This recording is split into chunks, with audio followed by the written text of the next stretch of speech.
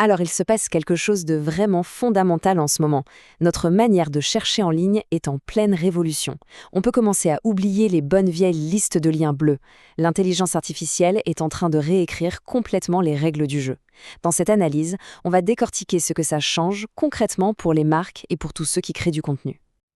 Avant, c'était simple, on tapait quelques mots-clés. Eh bien, cette époque est en train de se terminer. Maintenant, on pose des questions directes, complexes à l'IA, du style « C'est quoi le meilleur VUS électrique en termes de fiabilité ?» On ne veut plus une liste de sites à trier soi-même. Non, ce qu'on attend, c'est une réponse, une seule, et la bonne. Et ce besoin d'une réponse directe, ça change tout. On passe vraiment d'une époque à une autre. D'un côté, on avait ce qu'on peut appeler l'ère de l'inventaire, avec ses pages de résultats à n'en plus finir. Et de l'autre, on entre dans l'ère de l'accompagnement.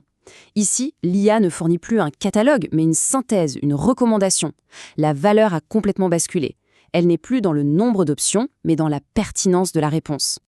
Attention, ce n'est pas juste une petite mise à jour technique. Non, non, c'est un vrai changement de paradigme. On quitte le monde du SEO, le fameux Search Engine Optimization que tout le monde connaît, pour entrer dans quelque chose de complètement nouveau, le GIO. Le GO, ou Generative Engine Optimization, qu'est-ce que c'est au fond ? Eh bien, c'est l'art d'optimiser sa présence pour être non seulement visible, mais surtout pour être compris, intégré et cité directement par les IA. Pour le dire simplement, l'objectif, ce n'est plus d'apparaître en haut d'une liste. L'objectif, c'est d'être la source de la réponse. Quand on met les deux face à face, la différence est flagrante. Le SEO, son but, c'était de grimper dans le classement des liens. On jouait avec les mots-clés, les backlinks. Le GO, lui, change complètement de perspective. L'objectif, c'est de devenir une source tellement fiable que l'IA elle-même va nous faire confiance. Et là, la méthode n'a plus rien à voir.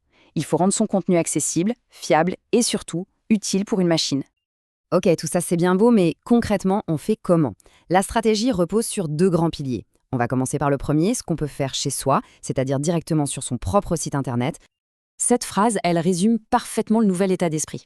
Fini le site web qui n'est qu'une jolie brochure en ligne, un peu statique. Non, il faut maintenant le penser comme une base de données vivante, une sorte de bibliothèque hyper structurée où les intelligences artificielles peuvent venir piocher de l'information fiable et la comprendre. Pour faire cette transformation, il y a 3 actions clés. D'abord, la structuration. En utilisant des outils comme schema.org, on met des étiquettes sur nos infos pour que l'IA ne lise pas juste du texte, mais qu'elle comprenne un vrai graphe de données. Ensuite, le contenu. Il doit être factuel, précis et répondre aux fameux critères EEAT, expertise, expérience, autorité et confiance. Et enfin, la richesse de l'information. Il faut publier un maximum de détails, fiches produits, horaires, services. Plus un site est complet, plus il est perçu comme une référence. Mais attention, optimiser son propre site, ça ne suffit pas. En fait, c'est peut-être à peine la moitié du chemin. Une grosse partie du travail se fait à l'extérieur, sur le web. Et ça, c'est le deuxième grand volet de la stratégie. Il faut se mettre à la place de l'IA une seconde. Elle est prudente. Elle ne va jamais faire confiance à une seule source. Au contraire, elle va lancer ce qu'on appelle un fan-out. Elle va scanner et croiser des dizaines de sites en même temps pour vérifier l'info. C'est la cohérence, le fait de retrouver la même information partout, qui va bâtir sa confiance. L'enjeu est donc simple. Il faut être présent partout où l'IA va regarder. Et ça passe par 4 piliers. D'abord, les sites spécialisés, les comparateurs, qui sont des signaux d'autorité. Ensuite, les mentions dans la presse, que les IA voient comme des sources objectives. Troisièmement, la cohérence des données partout. Sur Google Maps, les annuaires, ça prouve la fiabilité. Et enfin, un pilier absolument capital, le contenu généré par les utilisateurs.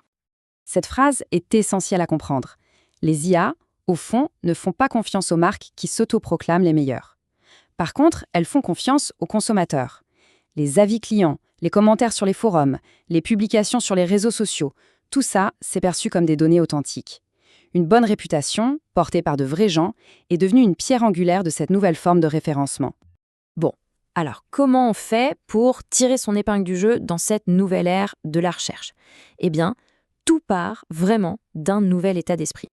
Si on devait résumer, il y a 3 points fondamentaux à retenir. Premièrement, le GO ne remplace pas le SEO, il le complète. C'est une évolution, une couche supplémentaire. Deuxièmement, les données structurées, ce n'est plus une option. C'est juste indispensable pour que les machines puissent nous lire correctement.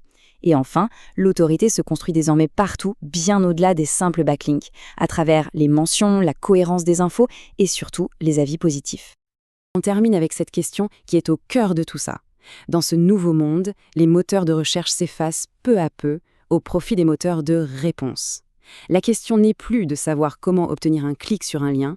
La vraie question est-ce que sa marque est juste une option parmi d'autres dans une liste, ou est-ce qu'elle est devenue la matière première de la réponse elle-même, la source de la connaissance ?